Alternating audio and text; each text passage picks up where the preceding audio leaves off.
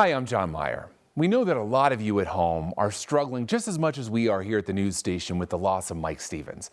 For 40 years, he took us on an amazing adventure along the Pennsylvania road. It's hard to imagine we won't be hearing that voice again in person, but through the magic of television, all those stories, all those years are preserved. And what better way to celebrate his life, his legacy, than to look back at some of those stops on the Pennsylvania road. It was built and opened at Altoona as a way around Allegheny Mountain. Instead of a straight up the mountain run, a grade virtually impossible for a train to make, a curve was built. When it opened in 1854, Horseshoe Curve gained instant fame. It became and still is one of the best places in the country to see trains. A good view of the curve is in this remarkable night photo taken in 1954. 6,000 flashbulbs were fired to capture the image.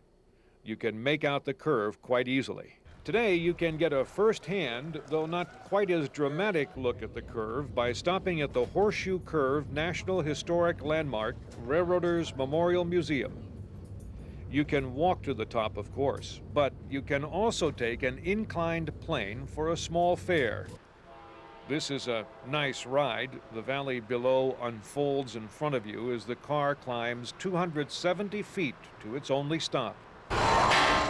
The day we wandered by, work crews were out doing maintenance on the tracks.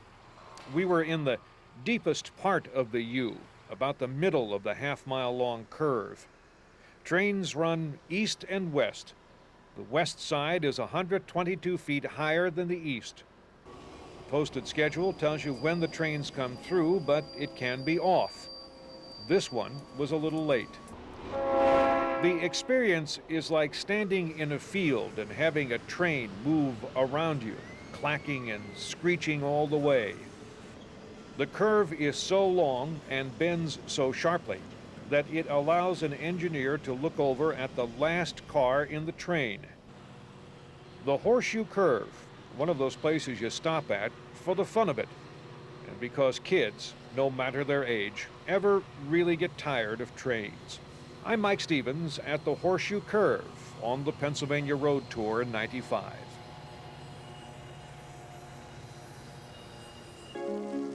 You can truly stop here at the Civic Center and smell the roses, as well as a lot of other kinds of flowers.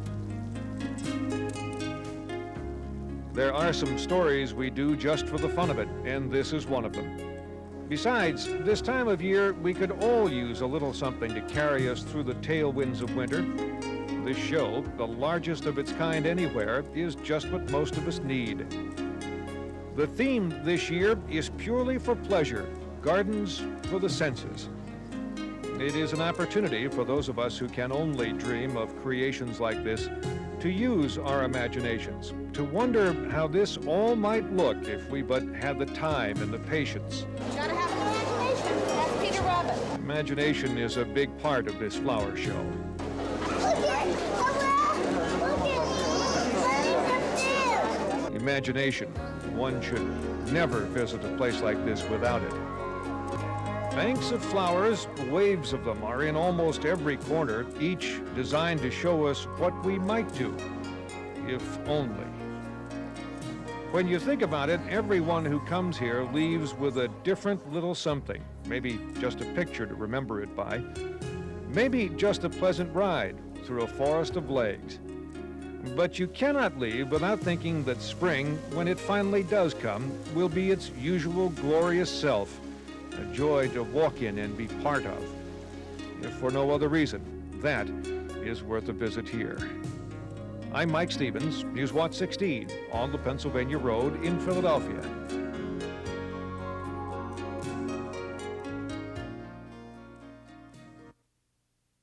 Dog or a sheep or a goat.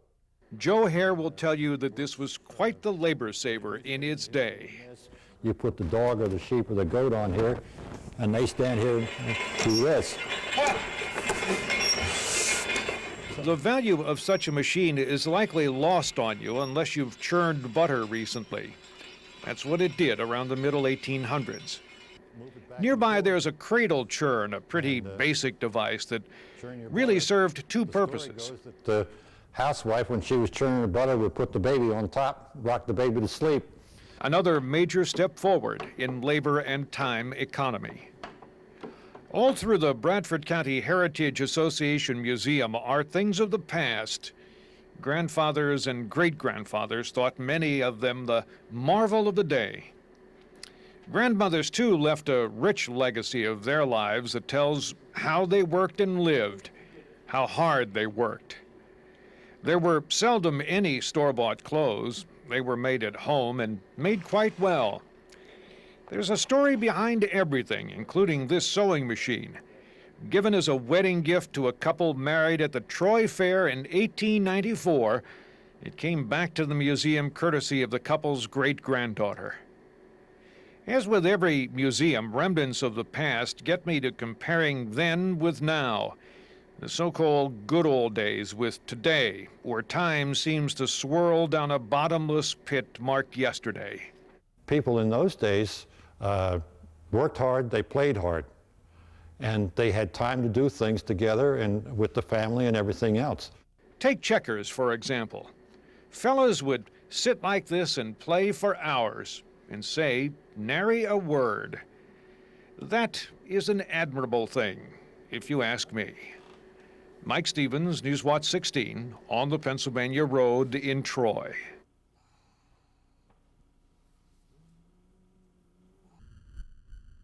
A main street in Jim Thorpe, and a lovely day it was, too.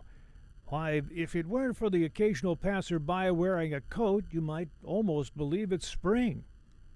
Interesting architecture here, don't you think? Equally interesting, but for different reasons, Lehigh Gorge State Park. But, dear viewer, if you take notice, winter hasn't settled in here either. Bicycling, where there ought to be cross-country skiing. Well, I never. And look over here. Rustling leaves center stage before a backlight of bright blue cloud-dabbled sky. Who would ever think such a thing might happen? I did my part, took a good long look at the Lehigh River. Too nice a day not to, really. Look as I might, I found but a few scraps of ice here and there, not the sheets of it we found anchored against the shore or floating downstream other years. Not often, anyway. Well, winter or not, there are pictures to be had, and when the weather cooperates like this, when you have high-def technology at hand, how can one resist? Now, don't mention this to the boss, but this search for winter was an excuse for me and photographer Paul Kilbasa to get out of the office. We wanted to dip our camera gear into the winter waters and sample nature's wares at a time usually reserved for a good book, a comfortable chair, and hot tea. The breath of fresh air was exactly what we needed. So, did we find winter? Not really. But were we really looking for it? Well, given this day, this weather, what do you think? Mike Stevens, Newswatch 16 on the Pennsylvania Road in Carbon County. The Arboretum at Penn State is located within easy walking distance of perhaps the two most recognizable buildings on campus. To the left of the stadium, just to the right of the Bryce Jordan Center. So near to them, yet so far away.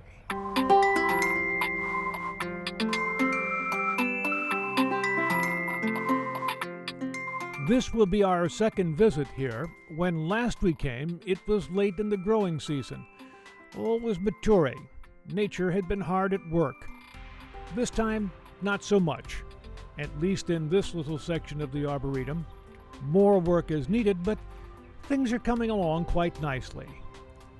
This is a most pleasant place, to say the least. It's an enjoyable little dot dropped near the busyness of campus and roads, but from here you would hardly know that.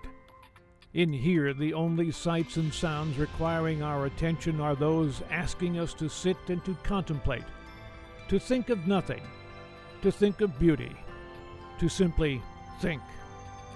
There is scant little time to do that, and few places where it can be accomplished. Consider the value of watching the clouds pass by on a summer afternoon. There is no dollar value to it, but to merely enjoy it is priceless all the same. They've built something here at the Penn State Arboretum that is a classroom and an experience. One needn't be a student to spend time here, merely a passerby. The lessons to be learned are many, and not all come from a book. Mike Stevens, Newswatch 16, on the Pennsylvania Road.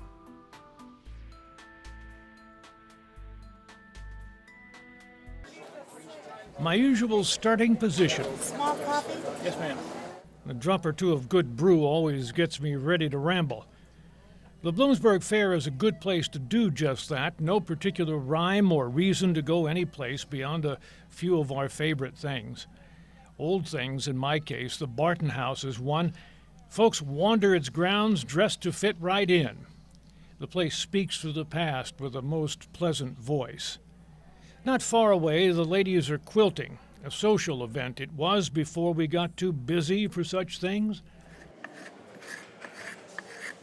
They hand make spurtles here, too. You may rightly ask what a spurtle is.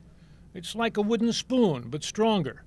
The dictionary says it's a stick for stirring porridge. The broom maker turns out his wares one piece at a time. He throws in a bit of humor as well. The blacksmith works outside, his hammering a doorbell to a place called Yesteryear. It's a place where the ice cream maker calls from afar to come sample his wares. Hard to ignore his offerings. At times I think I like the past more than the present, those times when sheep were near enough to see firsthand. When a big old Belgian like Fred here offered four-legged horsepower to plow the fields, pull the wagons, draw timber out of the woods. When kids played in dry corn and thought it about as much fun as anyone could ever want, fill, empty, repeat. I meander along here each year and enjoy the past, the sights and sounds of it, the taste and smell of it. Sometimes a year seems like a long while between visits. Mike Stevens, Newswatch 16, on the Pennsylvania Road at the Bloomsburg Fair.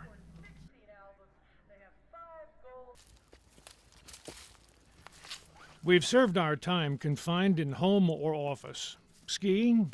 Yes. Sledding? Sure. But otherwise trapped within four walls we were. I, for one, think it time to get out, especially when music as fine as this is waiting to be heard. It starts somewhere up there, runs along for a bit, then disappears to finish who knows where. This little stream is just going about its business. Entertaining visitors along the way is merely a sideline. Photographer Paul Kilbasa and I stopped and listened one recent day and thought how wonderful the sound of it is.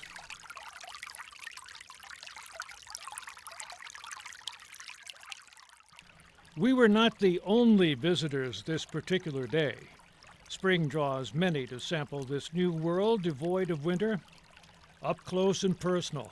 The closer, the better is best. It's a good approach given that the waterfalls made here are far too small to be thought of in that way. A waterfall, indeed. A leaf or twig or some such blocks the stream and the water goes over it to drop an inch or two. But that small drop is enough to make a small sound, a musical sound if one listens closely.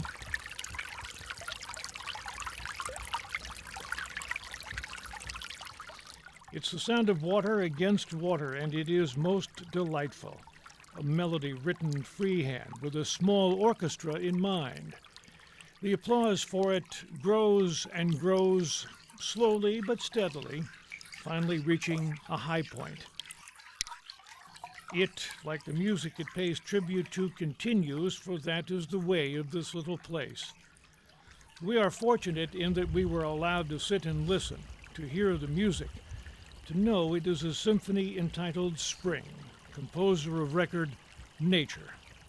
The new season brings with it musical notes and performances so delicate and charming that they dare not be missed. It is best we listen, dear viewer, for the curtain will come down before we know it. Mike Stevens, News Watch 16, on the Pennsylvania Road in Lackawanna County.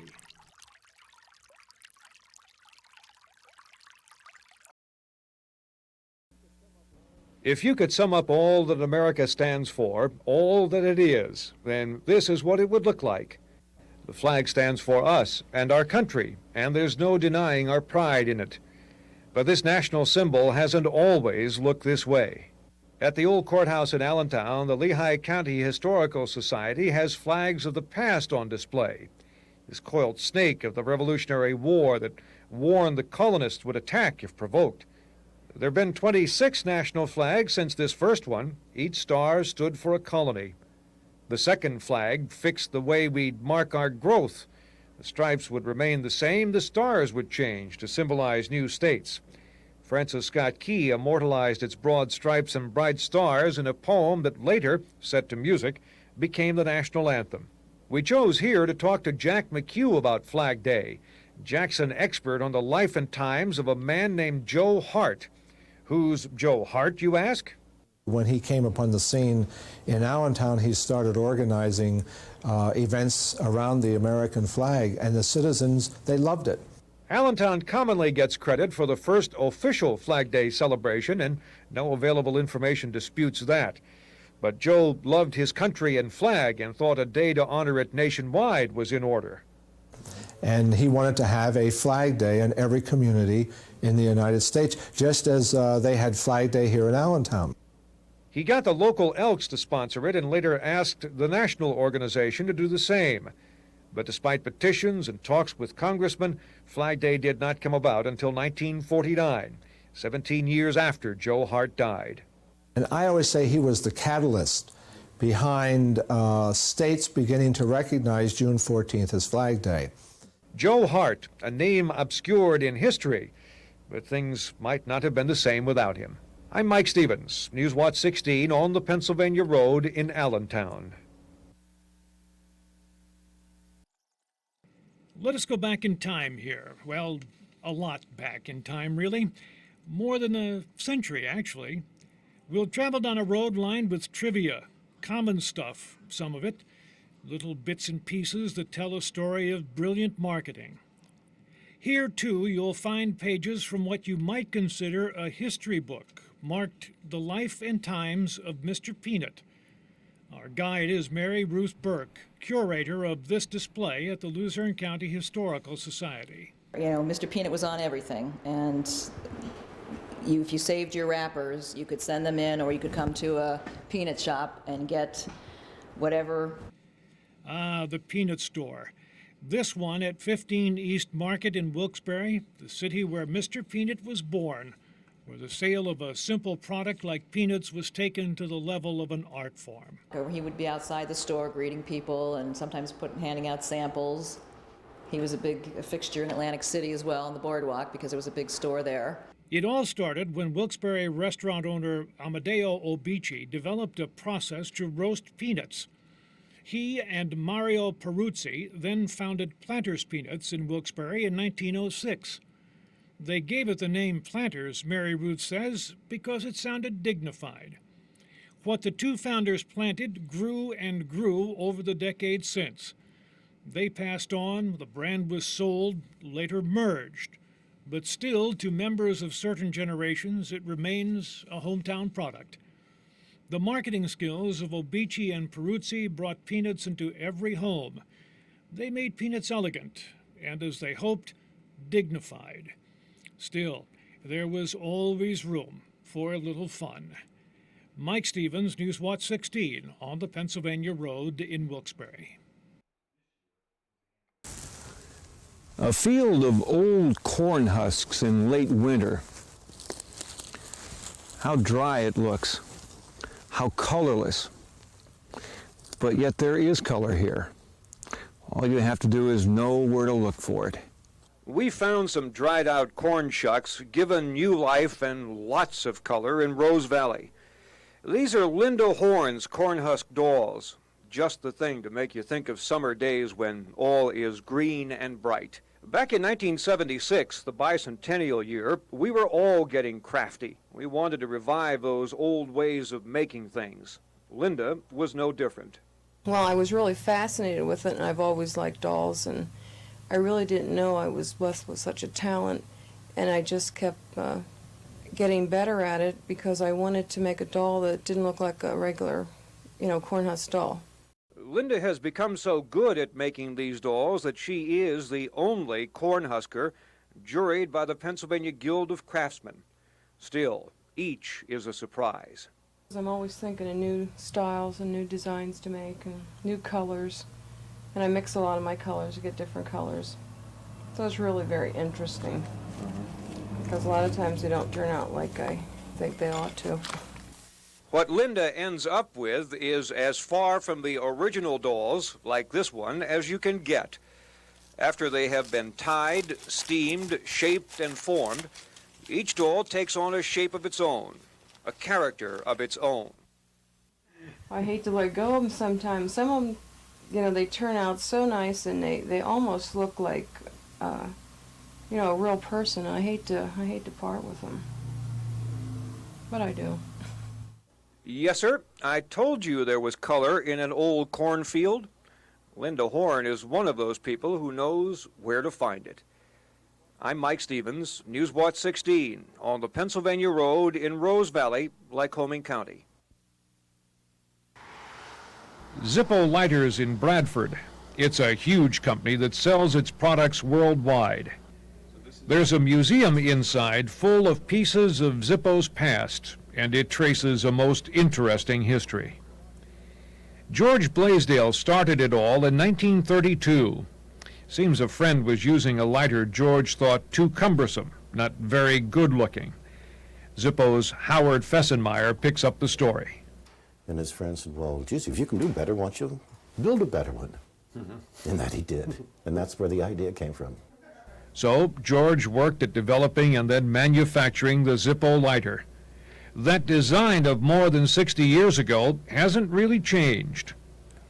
Zippo's early growth was steady, but Howard says World War II came along and that really put Zippo on the map. So from 1942 to 1945, all of the lighters that we produced went to the Quartermaster Corps. And they in turn made them available to the Army, Marines, Air Force, Navy on a consignment basis, and they were rationed. There were letters of support and congratulations from MacArthur. War correspondent Ernie Pyle thought a Zippo lighter was like a hunk of gold, so the reputation of Zippo was made. This museum covers Zippo's history, showing the high points, things you might find interesting. They used to engrave, then hand airbrush corporate and military orders, but that has become too expensive, Howard says, so the process is no longer used. These are now collector's items. Years ago, George Blaisdell made one extremely important business decision. If a Zippo product doesn't work, it'll be fixed for free. We have never taken the first penny from anybody to repair a lighter. So 28 people repair or replace 700 lighters a day here now. On a wall in the museum is some of Zippo's best stories. This is what I like. The Cocker Spaniel got a hold of that. And here's a box trim shredder. And this is my favorite. Grinding machine. Grinding machine. It certainly worked. There are some wonderful tales of woe on this wall. Zippo lighters, an American story, really.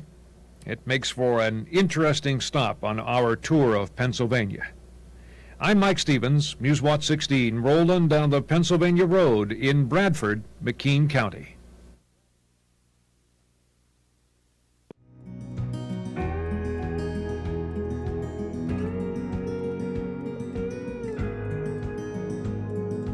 We've chosen over the years to say those three magic words, I love you, in some rather unique ways.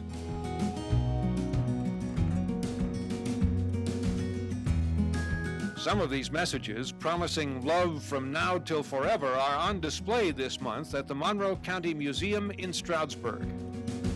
The old cards are from 1840 to 1930 or so, each intended to capture the heart of that special Valentine.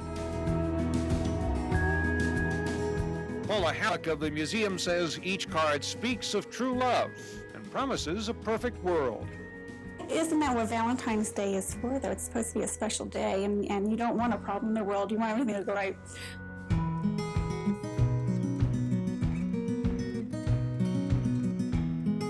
A perfect picture of life as it would be if the receiver would just agree to be a Valentine. Some seekers of true and everlasting love were willing to etch that promise in stone.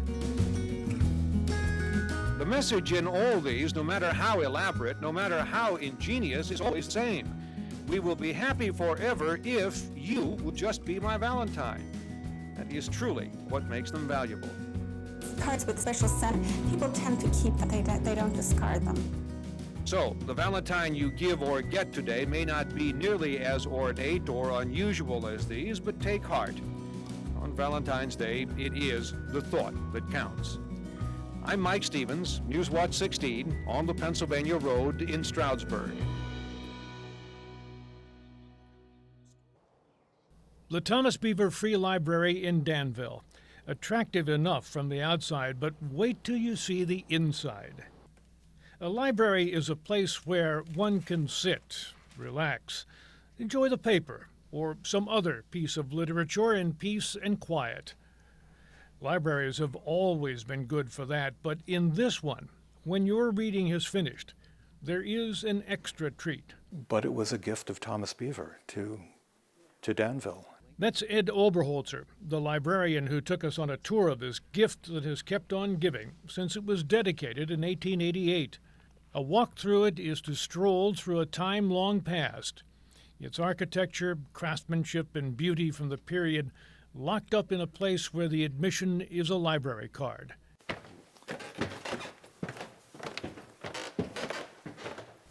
There are stairs to climb, stairs that creak wonderfully while showing off their age. A second-floor area where one can stop and look and admire. There are no knots in the wood. It's all really high-quality oak. And above all, a marvelous piece of stained glass art that changes sunlight into a multi-hued rainfall of color that evolves from moment to moment. If one were to come here on a different day each week of the year, the image would no doubt be different each time. But there is one feature that hasn't really changed, and it is Ed's hope that it never will. This is where kids came to learn, to be, to become adults. And I think that's a legacy that lives on and hopefully will continue to live on, that there are kids who come through now. The Thomas Beaver Free Library, 1 million stories from 1 million different sources, and a remarkable story unto itself. Mike Stevens, News Watch 16, on the Pennsylvania Road in Danville. What's here these days, along the highway just out of Cherryville, is pretty obvious. But it's what was once here that drew our attention, what was once on the other side of this bridge that Ken Marsh and I are crossing. The pool area was in this area here. It was pretty big. It was a big pool. A big pool indeed, perhaps the main attraction to Indian Trail Park on a hot summer's day. It was quite the draw, to be sure. It brought families from all over to spend the day cooling off in the fresh, clean water. But for those who wanted still more, well, there was plenty to do. A stone's throw away was an amusement park. It offered thrills and chills in the ups and downs of a roller coaster. Not much of a coaster by today's standards, perhaps, but scary enough for a kid named Ken Marsh. Yeah, I loved that thing. Sure I did. It wasn't very big, this one. No, it was small. But I was small. A one-stop spot for all the thrills and chills, fun and games you could ever want, no matter your age. That was Indian Trail. It went on for several decades, changed hands a few times, and finally went away, save for the memorabilia and photos saved by the Lehigh Township Historical Society. It's hard to imagine how many came here to be entertained, amused, simply to cool off on a hot summer day. They were not disappointed, for no matter their wants, including a good meal in the Trading Post restaurant, they all could be found here. What's here these days still provides an interesting stop, relaxing, even refreshing. But what was once here, well, that would have been a place to spend a day. Mike Stevens, News Watch 16 on the Pennsylvania Road in Northampton County. While wintering in Florida 10 years ago, Marvin Johnson became bored. For something to do, he went to a meeting of folks who liked to carve. Marvin bought a knife for $10, still has it. He looked around then for something to carve. The gentleman there had some little shoes cut out on the bandsaw, so I bought a little shoe and started carving it. My first shoe, I cut a hole through the side of it. But I was involved in it. It just appealed to me, and I took it from there. In a small book, Marvin tracks the pieces he makes each year. He's whittled and cut all kinds of critters from blocks of wood. Won a box full of awards for his work, he'll tell you, and rightly so. A red-tailed hawk with a dragonfly. The attention to detail is enough to make you think it'll fly away any minute. There's a mother bear and her cubs. The faces speak of a rascal on her back, a shy, timid little guy in front, and she wearing the unmistakable look of moms around the world. She's got sad eyes, she's tired. You can tell looking at her, she's got kids to take care of. About his home, you will find many examples of his work, each delicate in detail. It is remarkable, I thought, that Marvin's real job was building things. It strikes him the same way. A man that done all rough work, mining and construction, to sit down with a piece of wood and turn it into a piece of art, to me it's totally amazing. Too bad I started late in life. Better late than never, they say. I'm Mike Stevens, News Watch 16 on the Pennsylvania Road in Elisburg. Al Sandberg gets his art supplies from the lumber yard. Landscape timbers are brought to his home in the Milford area by the bundle. Not the easiest things to work with. It's a little rough to work with. You get a few splinters. There's sawdust, too. You must watch out for that. The world of art has its hazards. We take out about a half-inch inch wedge. Still can't do much with it. Makes you wonder. So that's where we go to the lake. Well, that clears things up.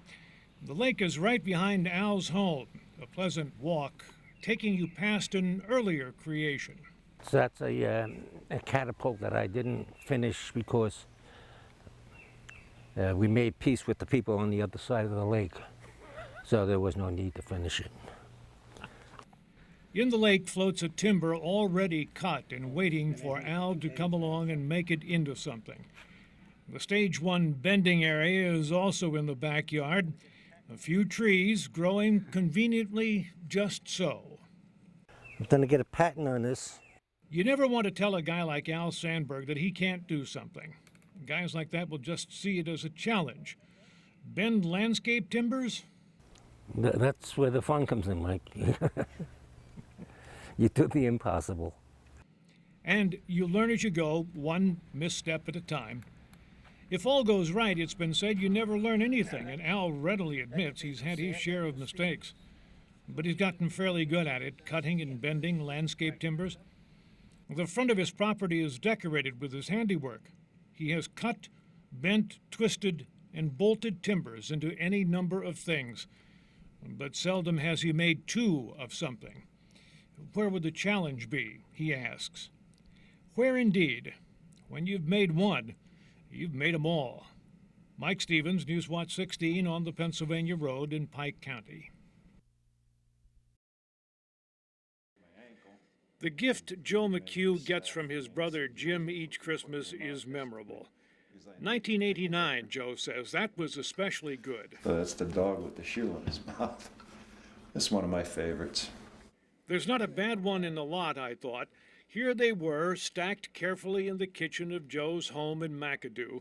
30 years of handmade gifts, each as unforgettable to Jim as they are to his brother. This is the first one I ever did. Really? Yeah, I got this, I found it was a dead apple tree up around Nazareth, Pennsylvania, and I cut this off and I just cleaned it up and everything. And then that's what really got me started on the staffs. And so it went from there. Much more complicated. Oak, chestnut, and walnut is this one. Yet all made the same way, really. Made one slice at a time, one bit of shaving at a time. There is a bit of art hidden in there somewhere. All Jim needs to do is get to it. With wood, you have to take a lot of stuff off before you seem like you're getting anywhere. But eventually he does, and finishes another singular piece worthy of the title Gift. It joins the others already on display, 30 of them now, and another on the way. It will arrive next Christmas and be a welcome addition indeed. Mike Stevens, Newswatch 16 on the Pennsylvania Road in McAdoo. There are some things in this world you just need to go to, and the McClure Bean Soup Festival is one. Has been for 105 years. Soldiers from the Grand Army of the Republic really started it as a reunion, and it hasn't changed all that much since. Erman Lepley says the recipe for bean soup hasn't changed all that much either. Beans, hamburger, some seasoning, and some suet, and that's it. It's all mixed with water in big iron cook pots and left to boil over wood fires. I've come here many times and stood watching it all. The paddles cut through the boiling mixture, sending clouds of steam up into the cookhouse. Once in a while, Erman or somebody else will put a few slabs of wood into the pit. It's a pleasant way to spend an afternoon, living in a tradition. After a bit, the beans are checked for softness, and that's how everyone knows when a pot is done. In the strictest sense, there is no real story here. Any reporter worth his or her salt can tell you that. Still, I thought it important to tell you that the McClure Bean Soup Festival is underway. If in fact it wasn't, now that would be a story. I thought this day I needed a little of a fine custom, the kind you can pour into cups and serve with a pack of crackers.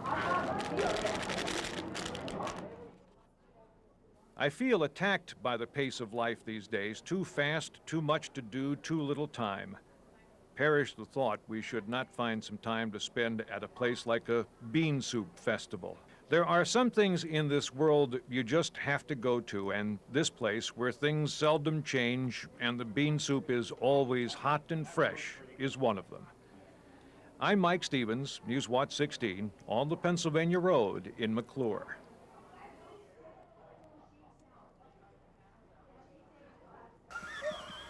"15 degrees below zero. Cold enough to squeeze snow out of dry air. A pretty morning, even so, but hardly one you'd want to venture out into, unless you had a purpose, that is. The reason we were here, and everyone else too, was the Endless Mountains 50 sled dog race.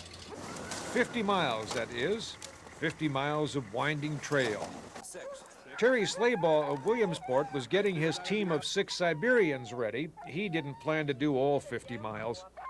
6 dogs make up a team, but that's all you get, no matter what. You can drop a dog or 2 dogs, but you can't replace any.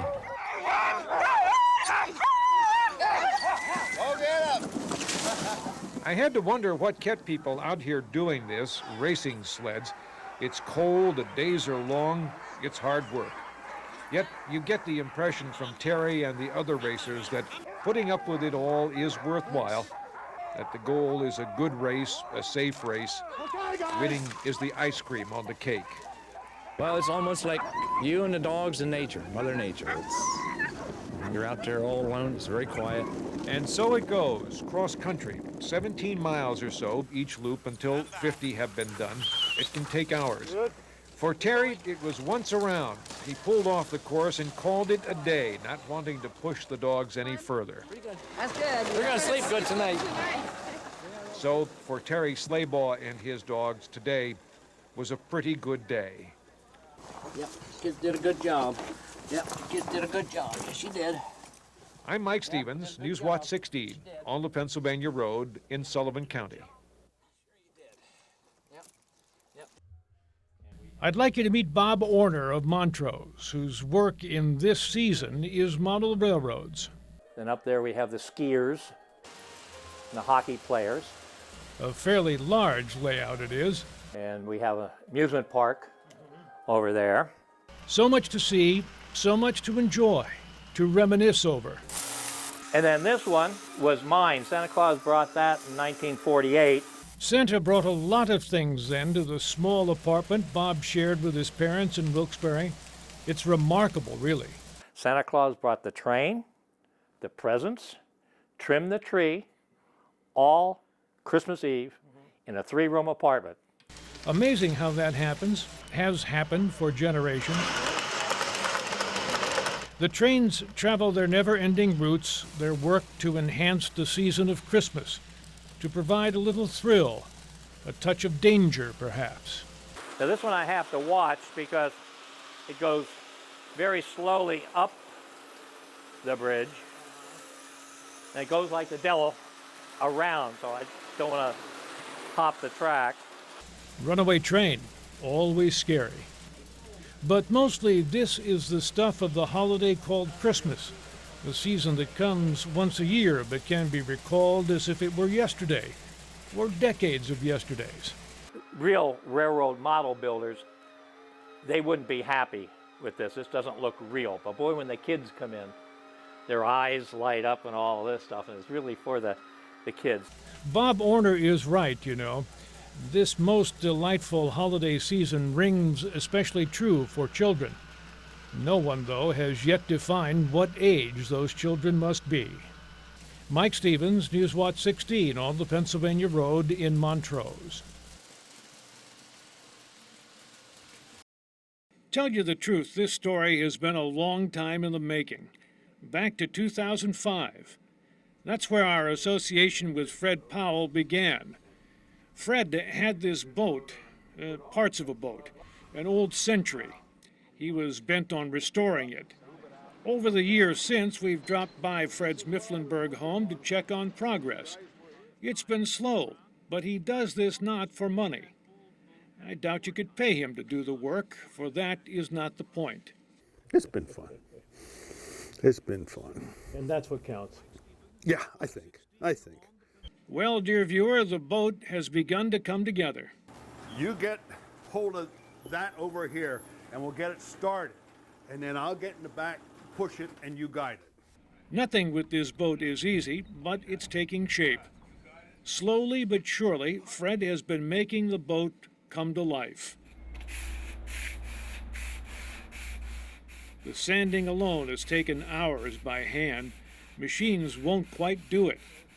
Imagine, this boat was originally built much the same way.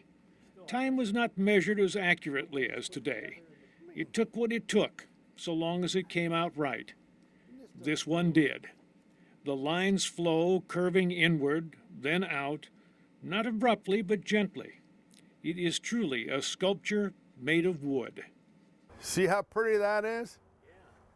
Indeed, a work of art to be sure. Still, there is a long way to go before it's ready. 2 more years, Fred says, before it goes out on Harvey's Lake to cruise. It will be the end of a long journey.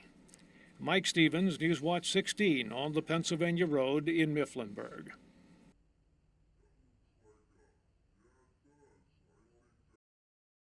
Remnants of a place outside Waymart that once offered a respite from the often bleak lives of coal miners and their families. It was a very nice place for people to come and just enjoy themselves. They had picnics, they had rides on a little miniature train. They had 200 rowboats. Jane Varco, whose research gives us a look at the Lake Lodore amusement park, a place in a time long gone. Yes, they did have a roller coaster, and in fact, it was the first roller coaster built in Wayne County. Another ride almost as frightening. The chute, they called it, and you get on the wooden ones and go down into the water, splash, and they call them the coal cracker. It was a favorite thing. That was a scary thing, and they didn't recommend for women to go on it because of that. There were plenty of other things to do for those not inclined toward thrills. The D&H Railroad opened the park in 1900, and Jane says it became an instant success. Folks could leave their humdrum lives in the coal fields behind, take a nice train ride, and enjoy a day in the country. The heyday of it was up to about 1919. It struggled for a few more years afterwards, but by that time it had so much competition from so many other amusement parks. And so the Lake Lodore Amusement Park lives today only in photos and mementos. A flash in time, a moment in history, but worth a look, all the same. Mike Stevens, News Watch 16 on the Pennsylvania Road in Waymart.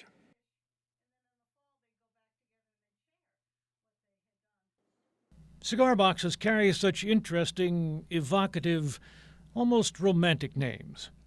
The problem is that no matter the name, the cardboard ones don't really have a good ring. No, for guys like Dave Wetzel, only a wood cigar box will do. Wood and a few other things. It's going to have a resonator made out of a paint can lid that's been laid that has a little cone to it. And there's going to be two air holes here for the sound to come out. Dave thinks a hardware store is a great place to shop for cigar box guitar parts. There's also the pet store and grocery. I use a sink drain, dog dish bowl, actually a tuna can. Some of his pieces are on display in the lobby of the Dietrich Theater in Tunkhannock. You can see them there for a few weeks yet, and if you're lucky, Dave will be around to play some notes. Cigar box guitars, Dave says, have their roots in an era when times were tough, money hard to come by, so you made do with what you had. If you had a wood cigar box, some strings, a bit of hardware, well, you had yourself a guitar.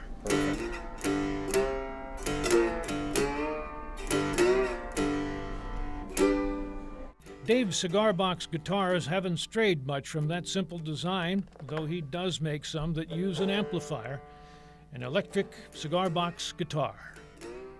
The notes come from a slider moved up and down, just basic music. The nice thing about these is that if you can't play and you're very bad at it, you can just blame it on the guitar.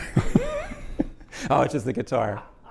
But if you're really good at it, you can impress people and say, look what I did with a bolt and a cigar box and a couple of strings. Good. Cigar boxes have such great names, and in the proper hands can make such great music. Mike Stevens, News Watch 16 on the Pennsylvania Road in Tunkhannock. It really is amazing how Mike, with his words, with his voice, made us just so compelled, so interested in every one of his stories. 40 years worth. I hope you enjoy just a little glimpse into some of those stories. A perfect way to remember what an amazing guy. We'll see you later.